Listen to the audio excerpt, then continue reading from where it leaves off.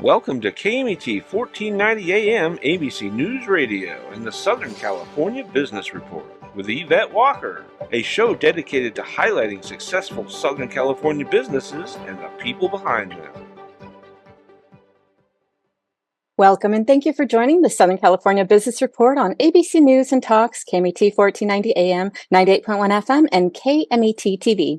I'm Yvette Walker, live blasting our signal from the center of Southern California, serving a population of over 25 million. Get us crystal clear and on demand by downloading the free live streaming app on Google Play and the Apple App Store. As always, a huge shout out to the team, Mitch, Bill, and Sean. I love you guys, and to our special advisory committee, which can be found at www.scbrtalk.com/advisory committee. And of course, I need to give my mother a huge shout out. It's her birthday. Mother, I love you. You are my inspiration. You have taught me everything I know, and I can't wait to celebrate you. Today, I have the distinct pleasure and privilege to introduce Sierra Rose and James Bunce, here to talk about the origins and evolution of California's economy. Sierra Rose was born in Orange County. She obtained a Bachelors of Arts Degree in History with a minor in German.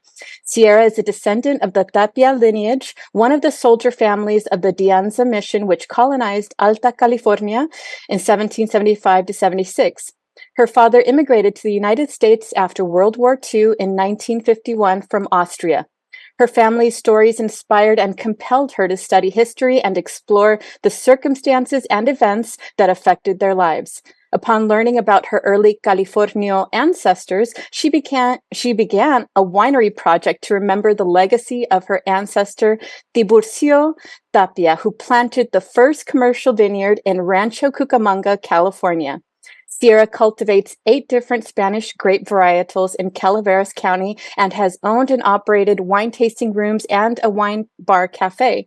Sierra is working on a research project. Her focus is the early Spanish-speaking people of California and their impact on the formation of the new state of California. She is currently editing a new edition of the novel P08 about the Gold Rush era in Stagecoach bandit Black Bart and his life after San Quentin prison. Jim Bunce is the 5th-generation descendant of Maria Inocenta Pico, who was the sister of the last governor of California before statehood, Pio Pico, and Andres Pico, one of the first Californian assemblymen and later an elected United States senator. Inocenta Pico married Don Miguel Avila, namesake of Avila Beach on the Central Coast. He was granted San Miguelito Rancho in 1842 in San Luis Obispo area. Their daughter, Juana, married Isaac Bunce, who came to California from New York State seeking gold in 1849. Later, their son married into the Arellanes family, who had been granted a large rancho in 1844. Currently, this rancho is called Punta de la Laguna, located north of Santa Barbara, California. Thank you both so much for being here with us today. Thank you, Yvette. I'm really honored to be back, and I'm excited to speak with Jim about his experiences and being a fellow descendant. So it's really excited, and thank you again for having us on the show. You have it. Okay, Jim. So we know a little bit about your ancestral heritage, but please take us through your professional journey. I realize you're retired now, but talk a little bit about your path in correlation with some of the lands that were granted to you as well. Okay, sure. Well, I was born in 1939 and grew up in the 40s and 50s when in the Santa Clara Valley, when it was still known as Valley of Arts Delight. And I worked all kinds of fruit picking and orchards at that time as a young teenager. Worked in the canneries a couple of years when going to junior college and high school. After high school, I went into San Jose City College, and I was intrigued with the way the technology was going. In fact, the transistor was just being developed and so forth by Fairchild and a couple other companies. So being an entrepreneur at the time, which I didn't realize it sounded intriguing. So I took electronics in City College and graduated in 1960 with an AA degree in electronics. And after spending a little time in the Army, I started working in different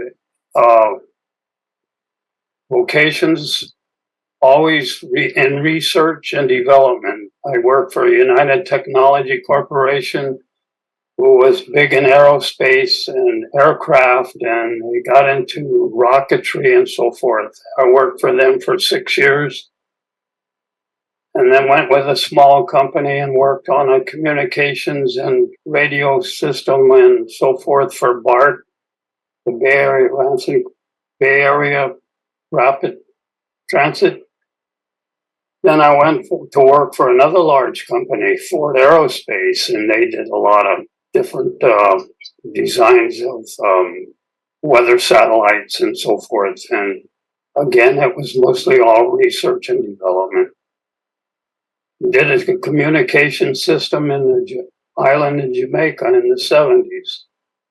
We installed a microwave system and a network throughout the whole island. I lived with the natives for a few months, and it was a great experience. After about 20 years of working for other companies, I got to a point where I thought, well, I don't want to make money for somebody else anymore, maybe myself. So in 1981, along with a partner, we organized and made a small business called Approval. Actually, we pronounce it Aproval, which means Apricot and Prune Valley, believe it or not. Yeah.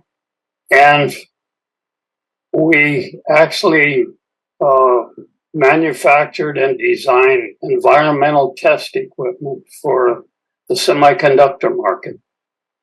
And actually, we existed for over 35 years, and we produced some highly technical equipment for the IBMs, Intels, Nationals, and so forth. So in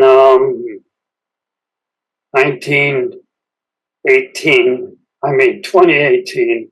I got to a point where I had enough. So I kind of sold the business and retired. So wow. What an exciting career. Thank you so much for sharing that with us today. You're welcome. I had some good experiences. Oh, sounds remarkable. Sierra, please set the stage to Pio Pico's governorship and land use policies of the time when the land grants were established. Yeah, so we're at this interesting time in California. So we're going to go back in time, back to the 1840s. And California had been having issues with Mexico since 1936, getting rid of governors, getting new governors appointed. Local governors from California would take over for a few years in between. And the real issue had been representation, and we spoke about that on the last show, and how having someone come from Mexico City all the way up to LA or even further to Monterey was such a disparate cultural and economy and just a completely different place. It was kind of like, going from Paris, France back, and then coming over to the New World when it was still very, very undeveloped and uncivilized, I guess you could say. And so what happened, Mexico decided to colonize. The Russians had already taken Fort Ross, which is up in Mendocino County. Many of you probably know where that is. And so there was a lot of incursions. There was a lot of trappers coming down from Canada, British trappers, and then people coming from the East Coast as well. And so California really wanted to hold on to this amazing piece of land that we have here. And so the governor started handing out more and more land grants, and especially towards the end. And so Pio Pico became governor in 1845, and he actually gave out quite a number of land grants too from that time period up until 1848 to basically secure this land for the people that had already been here, and also possibly for some of the natives who are now neophytes and have become citizens, Mexican citizens, Catholics, and part of the society and culture here in California for several generations as well. And so as the land got split up, Pio Pico decided, let's give out most of, the rest of this land that we can. And there, at the time, we had issues with Fremont coming over, the General Fremont, and we can go into him in a different story, but he came out here surveying, but really kind of started to take over and foment a revolution and a rebellion here in California. And so actually, that's where Andres Picos came in. So Andres was a rancher and then actually became the commander of the California Lancers. So the California Lancers were the military soldiers here to protect California. And so he was the commander of that. And he got into several battles with Kearney, who was here, and then later negotiations with Fremont to try to figure out what is going on with California and where we're going to go with our governorship. Are we going to stay with Mexico? Are we going to go with the United States? Or perhaps a different imperialist country that's on the horizon. And so as these land grants were being handed out, they were often handed out very quickly on a scratch of paper on a napkin.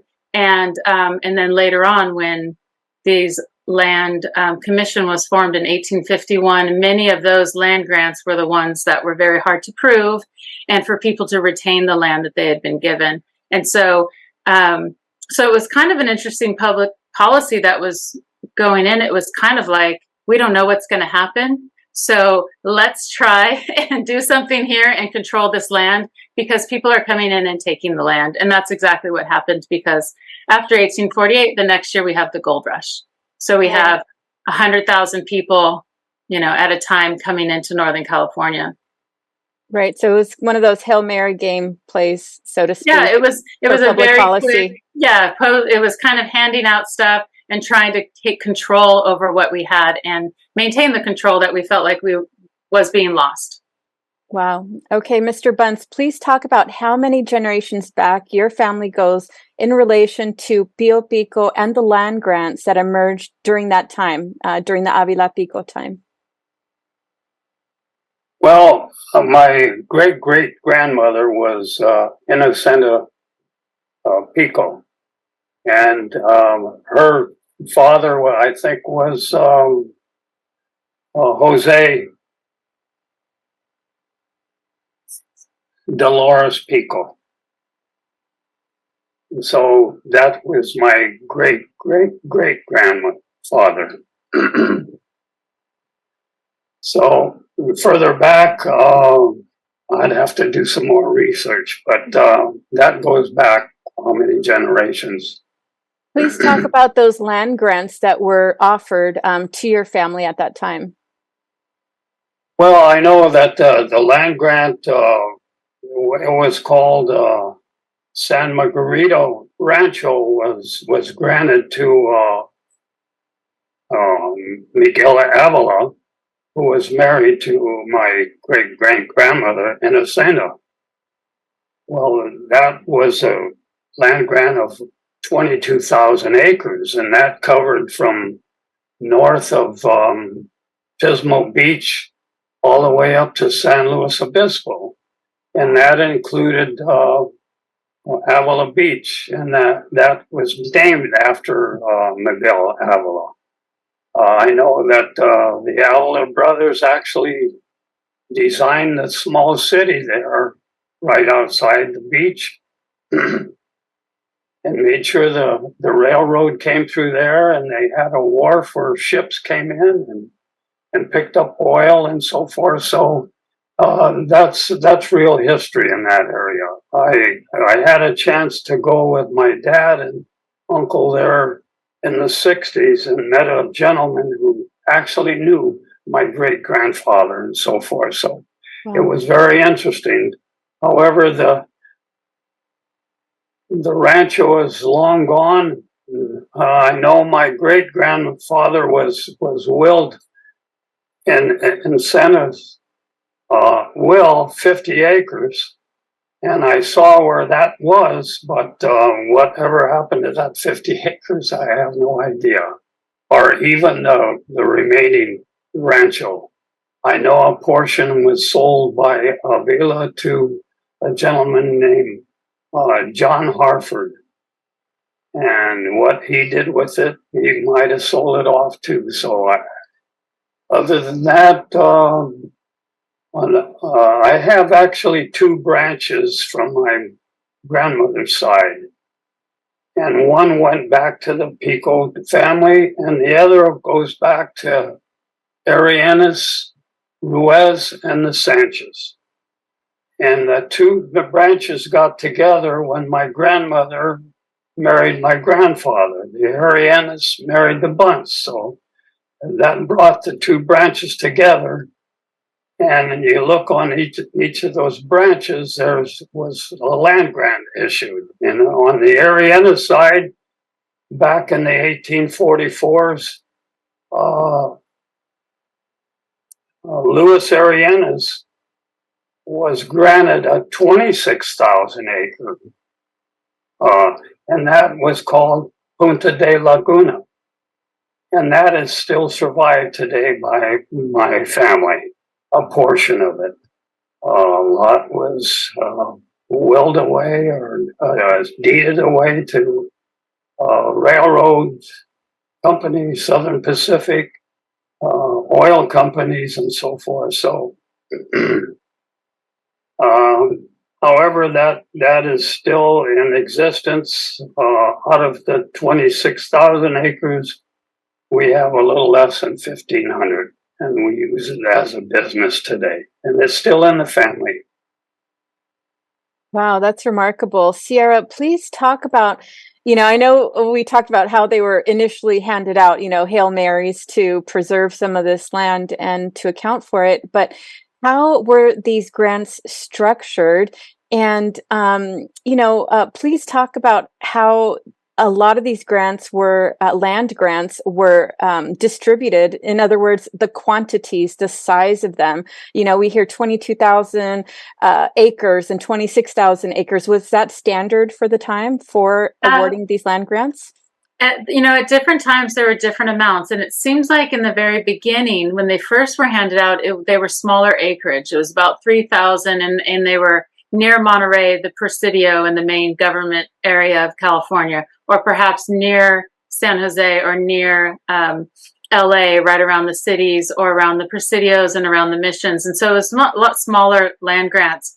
As California, the early politicians started to get more nervous as they felt like their land was possibly going to be lost, the land grants got larger, quite larger. So towards the end, it wasn't completely odd to get a land grant for 45,000 acres or 39,000 acres or something quite large like that, because they also started to realize once we were on the West Coast, and the original settlements that we all know, the missions are mostly along the shorelines, and that's where the shipping was, where they would get their supplies. And so the majority of colonization happened on the coast, and that's where the initial land grants were. As we decided to move a little bit further east and open up the huge portion of California that is the eastern part, that's when the land grants got quite a bit larger. So, for instance, ours in Rancho Cucamonga was 38,000 acres again. Eastern part of the state, a lot more open land. Wow, that's remarkable. Mr. Bunce, please talk about the land that you currently have, how it's been cultivated, and what is today's use of it. Sure. Well, cultivating that goes back, I'm sure, back to the 1800s. I know that they probably did produce some corn and so forth on the property, but not in great quantities, maybe enough to support the families and so forth.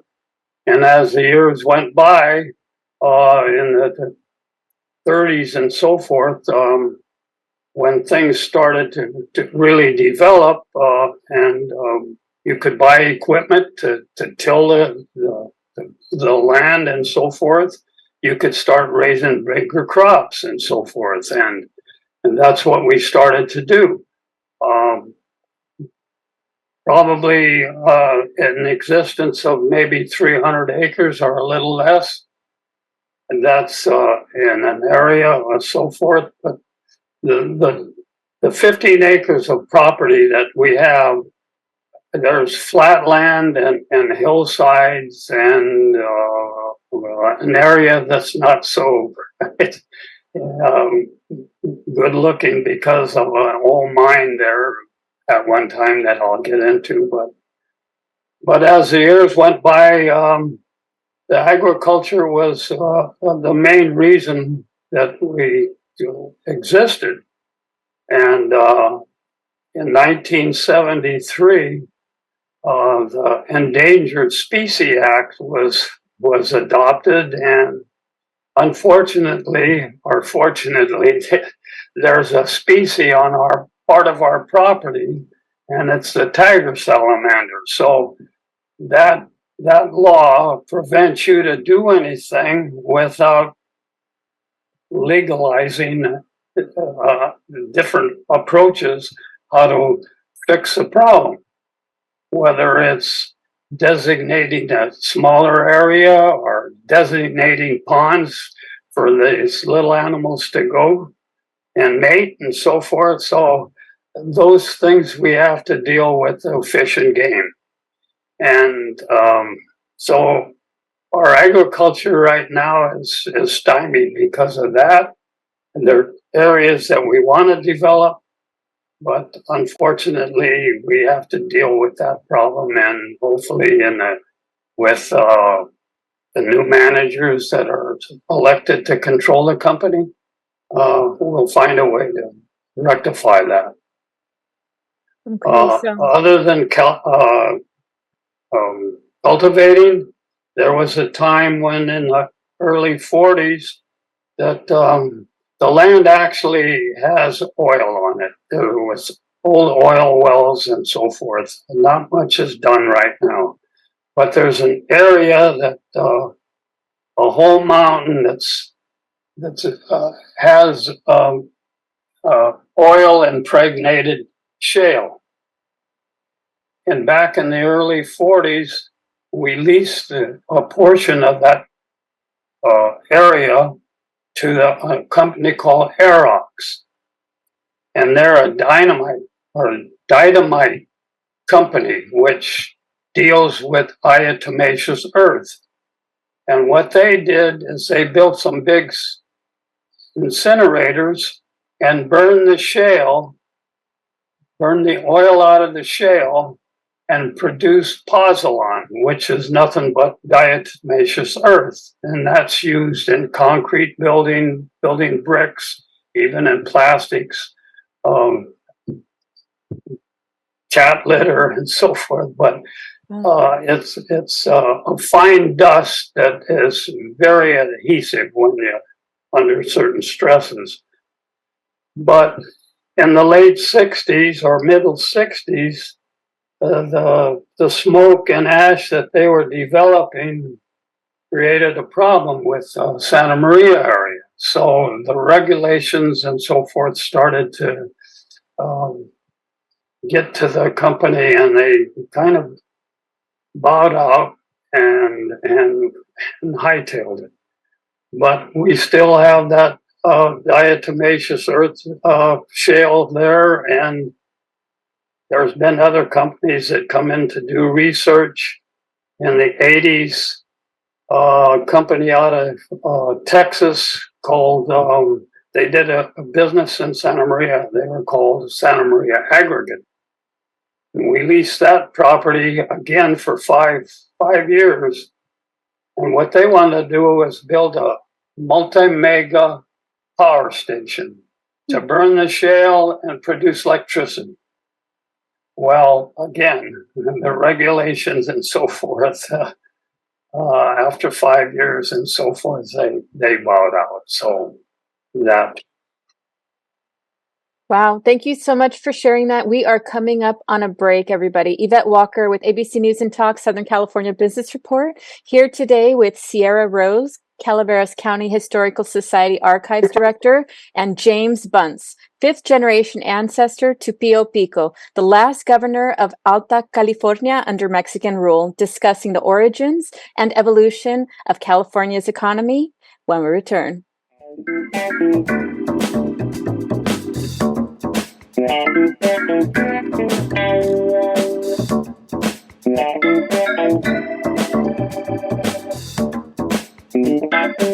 Cal State San Bernardino is home to the only school of entrepreneurship in California.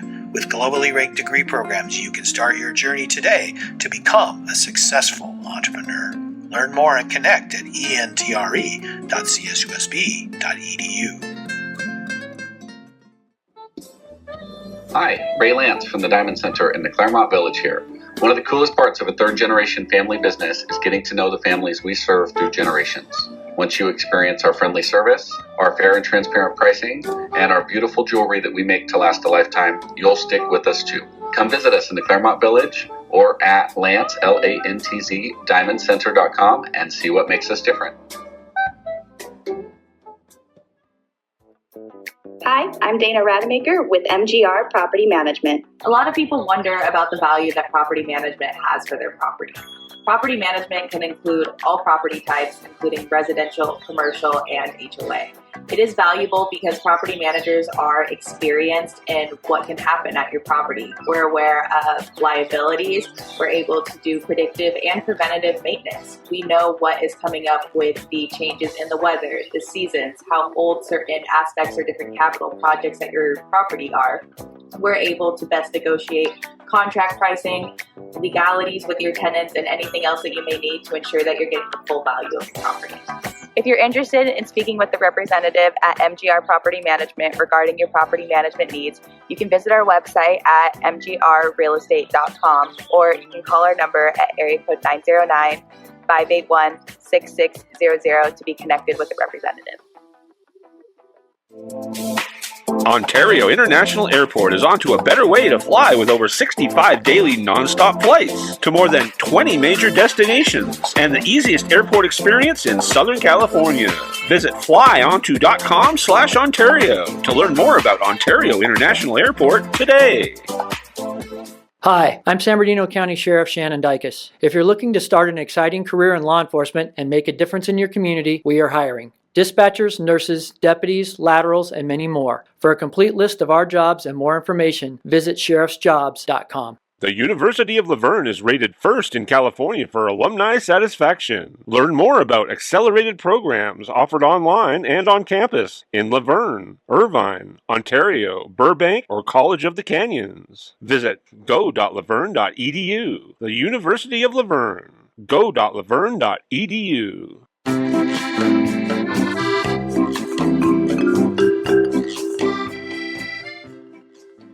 Welcome back, everyone. Yvette Walker here with ABC News and Talk, Southern California Business Report with Sierra Rose, Calaveras County Historical Society Archives Director, and James Bunce, fifth generation ancestor to Pio Pico, the last governor of Alta California under Mexican rule, discussing the origins and evolution of California's economy. Thank you again for being with us here today.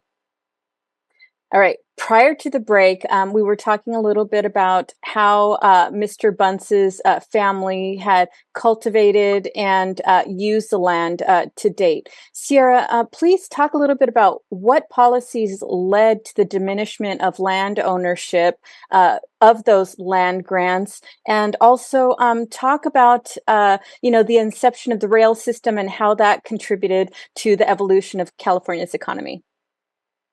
Yes, those are two great points, Eva. And so, yes, these large land grants, these people had large land grants that had to be proven to be able to be retained. And so that opened up a lot of legal issues. Some people had to travel back to Mexico to get the verification of these grants. They only had a 2-year period. The legal fees were detrimental to many of these farms who were producing agricultural products, not necessarily a cash economy at that point. So many people had to deed land over to be able to pay legal fees, or to be able to pay going forward for increased government restrictions and laws. So laws to fence the land. And so that opened up all these legal issues. I don't know if any of you have had your land surveyed to find your boundary posts, but that can open up a whole can of worms. Mm-hmm. And a lot of those land grants were written very casually as far as this creek and this border and this boulder and this oak tree. And, oftentimes creeks change direction, the tree falls down, the boulder rolls away. So how do you find those borders? So again, those were issues that continued. And even to this day, on some of these older land grants, run into those legal issues with boundaries. And so what happens is as these ranchos become agricultural or ranching, or perhaps bring in other infrastructure for other technologies, they become open to regulation from the city and the county and the state and the federal government. And so as these people try to make the land profitable to be able to pay property tax, liability insurance, maintain their fences, their property lines, put in wells or other infrastructure for agriculture, these are all getting taxed and regulated and have to be maintained and upgraded over time. And so there's a lot of little issues that a large landholder has to deal with constantly on a regular basis. And then you have things like weather and crazy weather, like we've had this last year when bridges wash out and roads wash out and trees fall over and all that kind of stuff that large landowners really oftentimes have to do. And oftentimes trees from your property will block a highway, and then you have to deal with that because the highway is freaking out. And so we have a lot of those issues that have continued till this day. And so we have current landowners that have large properties that are still subject to a lot of these regulations, taxations, and county and state laws that are that make it quite hard to maintain the land ownership. And so the lands continuously get broken up. And when that happens, then the history and what was California starts to change. And as California population has increased every year since its inception, and huge increases with the gold rush. So the gold rush brought initially 100,000 people, but by 1870, it was over 300,000 people in the state, which had been around 7,000 Californios and then a sizable population of Native Americans. Most of those were lessened as these newer population groups moved in and resettlements happened. And so a lot of these large land holdings got broken up and turned into cities.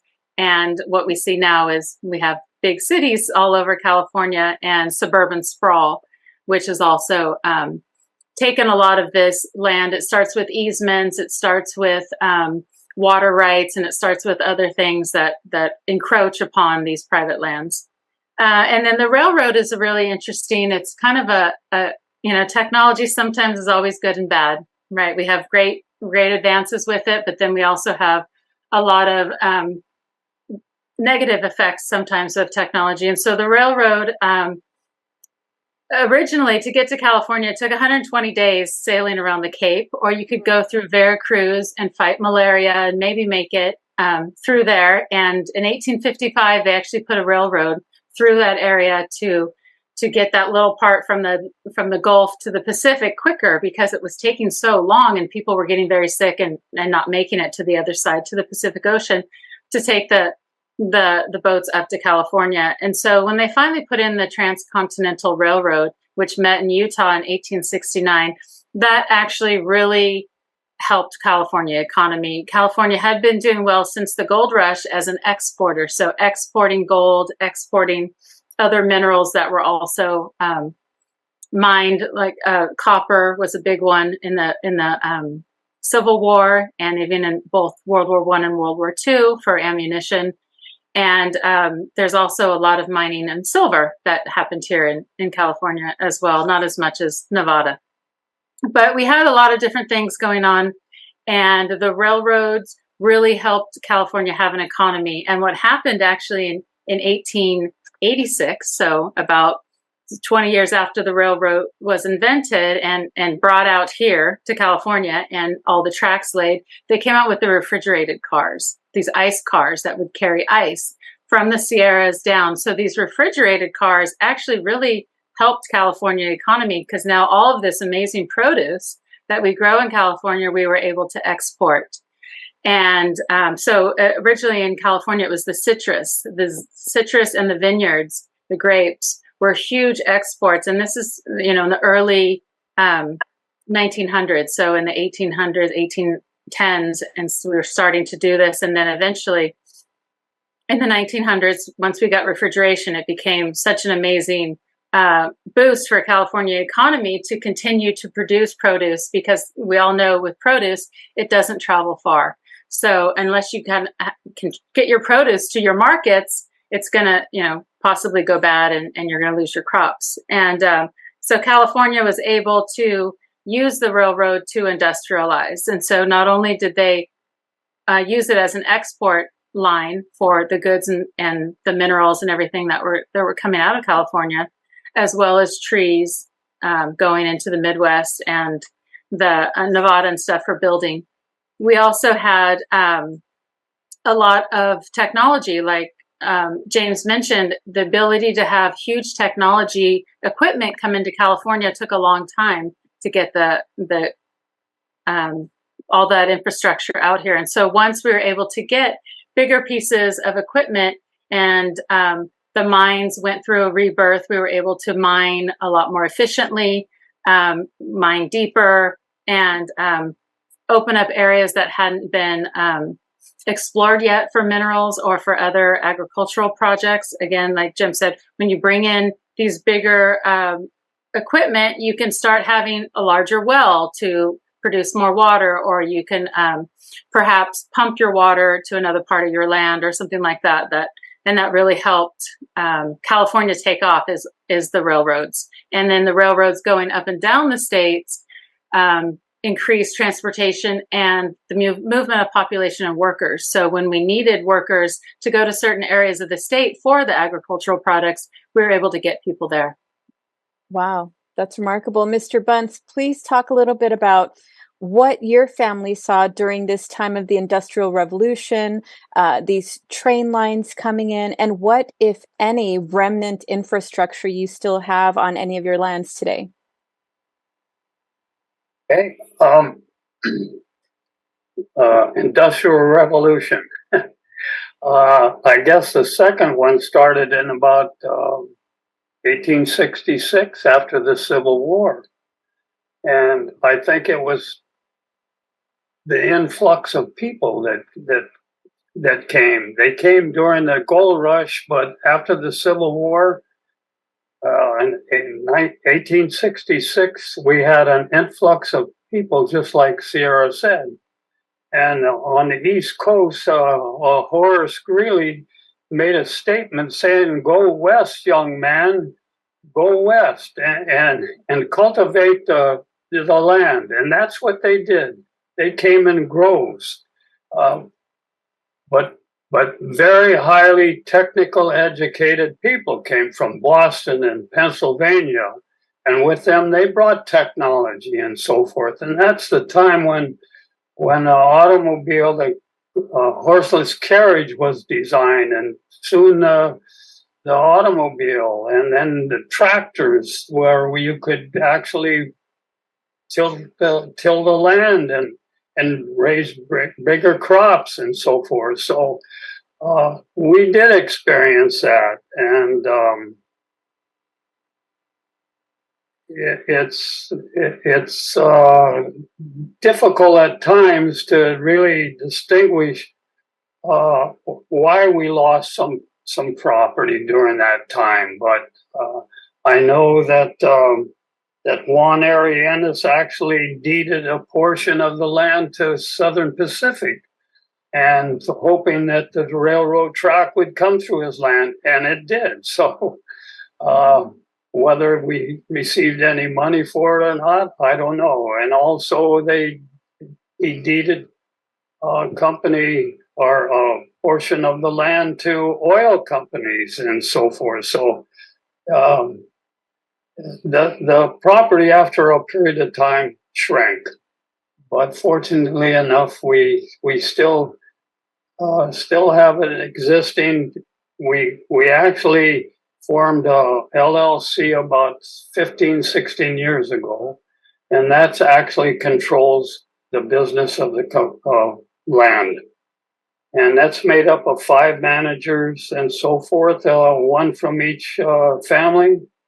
And we have a president who lives close to the property in Arroyo Grande. Mary, she does a wonderful job. And I was on the manager's board for over 12 years. And we made a lot of changes, and we're continuing to operate it as a business.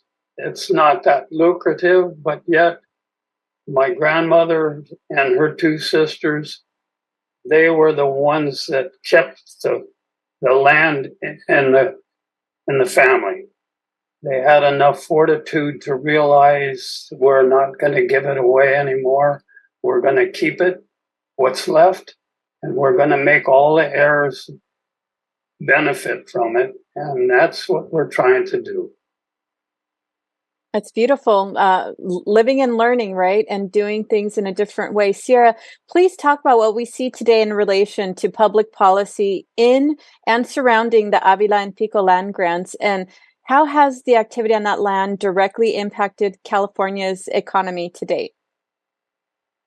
Well, it's similar to what James said, is that the ability to lease their land to all these companies really helped California's economy. So for a company to come in and put in infrastructure is a big expense. If they also have to purchase the land, sometimes that's prohibitive. So if they're able to get land leases, they're able to find a spot for their company and their business and their project without the huge investment.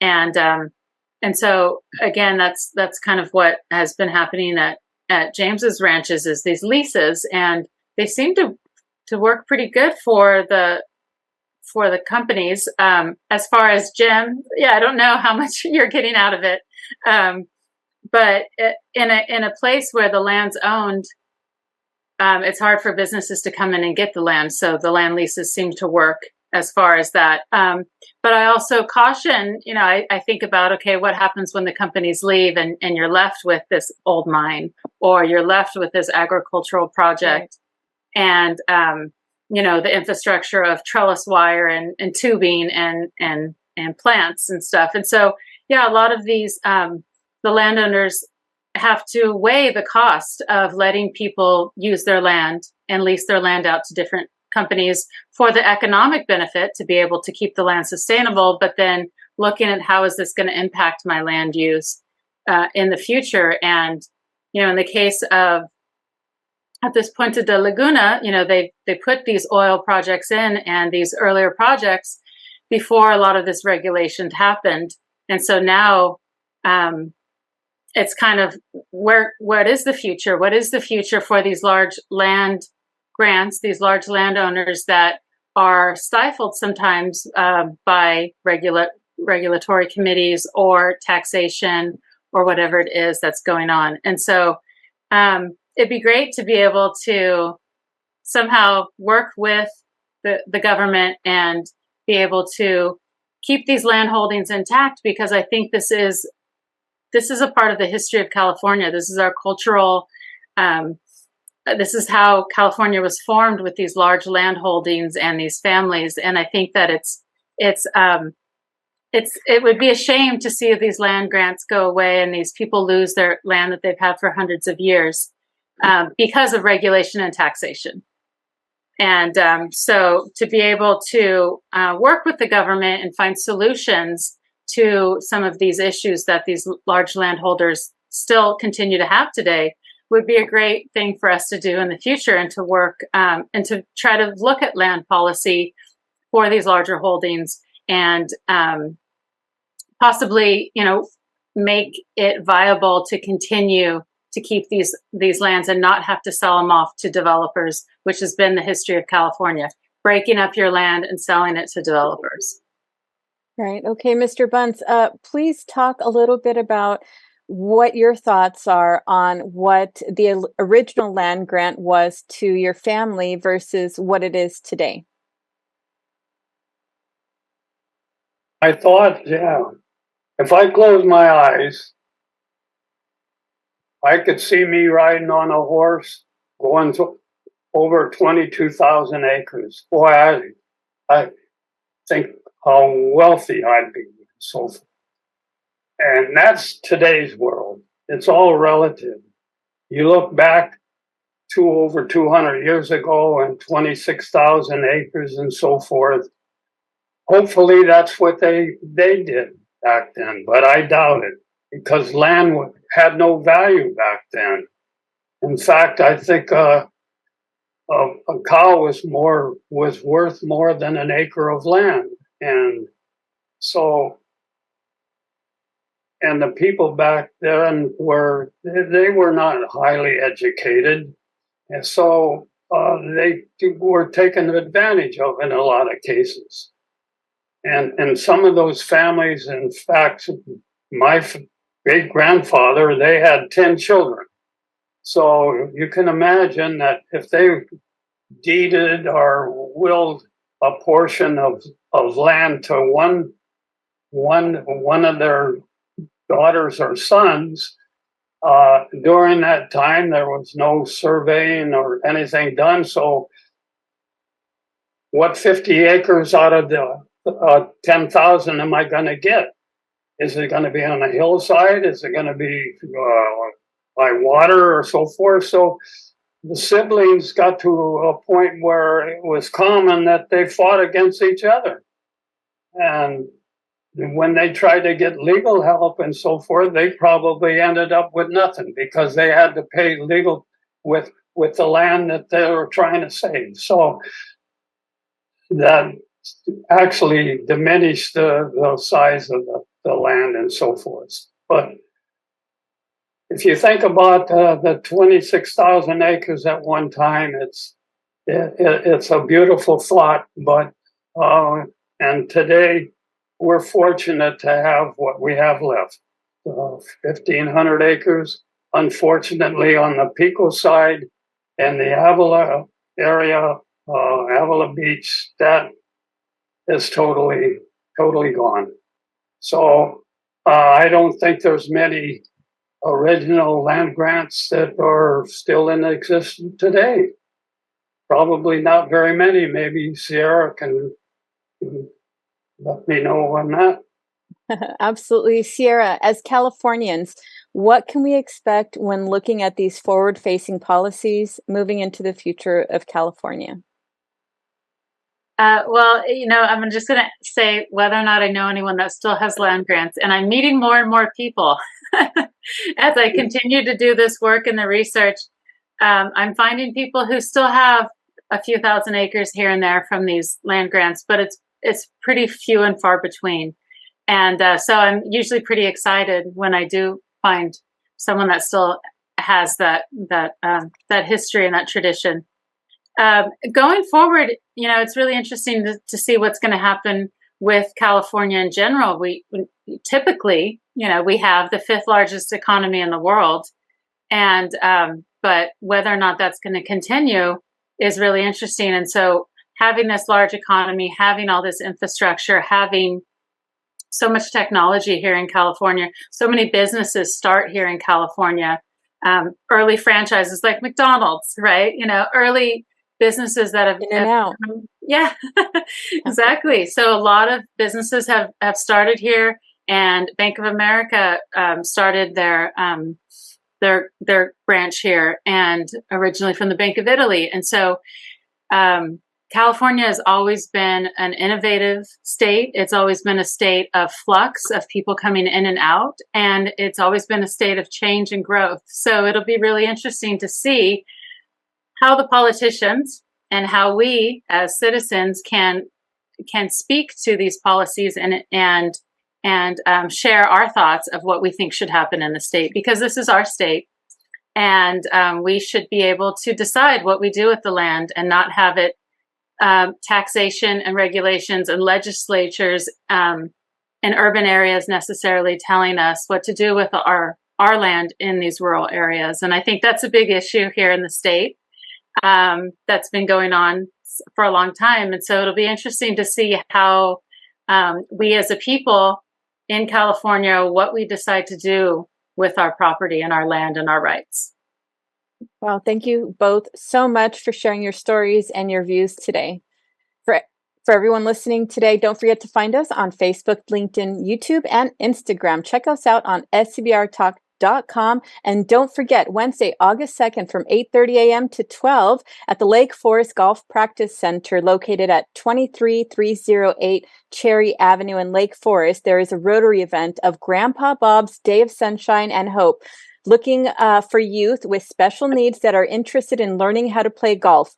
All necessary adaptive equipment is provided. All you have to do is show up and be ready for a day of fun. Call Cedric Campbell, Lake Forest Rotary Club President, for more information at area code 949-309-2402. Also, don't miss my interview with DeAndre Lampkin, a law enforcement professional in California. During his tenure, he has earned several commendations for his work in educating youth, quality of service, community involvement, and response to mental health crisis. He is also the founder and chief executive officer of Care Staffing Professionals, a healthcare staffing solutions company that creates new jobs for healthcare professionals throughout the state of California. Next week, we will have Christian Okoye, former All-Pro running back for the Kansas City Chiefs. In 1990, he founded the Christian Okoye Foundation to help underprivileged children assume their role in society through education and sports. The Nigerian Nightmare, as he is known, has spent his adult years perfecting the art of sculpting the human body. Growing up in Nigeria, Christian played soccer until he was 17 and was a sprinter, a thrower in his high school track, and today is the founder and president of the California Sports Hall of Fame. Everybody, you do not want to miss it. We will see you next week.